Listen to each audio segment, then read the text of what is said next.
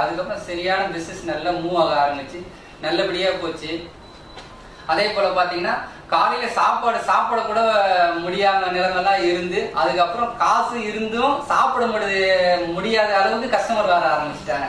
அந்த அளவுக்கு சென்னையில பாத்தீங்கன்னா கோடம்பாக்கம், டி நகர், வெஸ்ட் மாம்பலம், சரௌண்டிங்ல நுங்கம்பாக்கம், வடபழனி வரைக்கும் எங்க கேட்டாலும் சரி நம்ம ஷாப் வந்து தெரியாத ஆளுங்களே கிடையாது. அந்த அளவுக்கு ரீச் ஆயிட்டோம். அதுக்கப்புறம் பார்த்தீங்கன்னா ஏன் நம்ம ஒரு ஷாப்பே வச்சு மெயின்டைன் பண்ணிருக்கோம், குடும்பத்துக்கு வருமானம் பத்தாம போயிடுச்சு.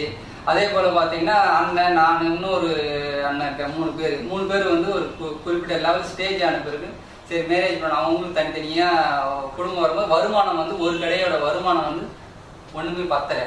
இருந்தாலும் இதை வந்து எப்படி அடுத்த கட்டத்துக்கு கொண்டு போறதுன்னு யோசிச்சு சரி அடுத்ததான் ஒரு பிசினஸ் ஸ்டார்ட் பண்ணுவோம் அப்படின்னு சொல்லிட்டு ஐடியாவால அடுத்து ஒரு பிசினஸ் ஸ்டார்ட் பண்ணோம். அதுவும் பாத்தீங்கன்னா கொஞ்ச நாள் வந்து ஸ்ட்ரகிள் இருந்தது. ஃப்ரெண்ட்ஸுங்கெல்லாம் வந்து பாத்தீங்கன்னா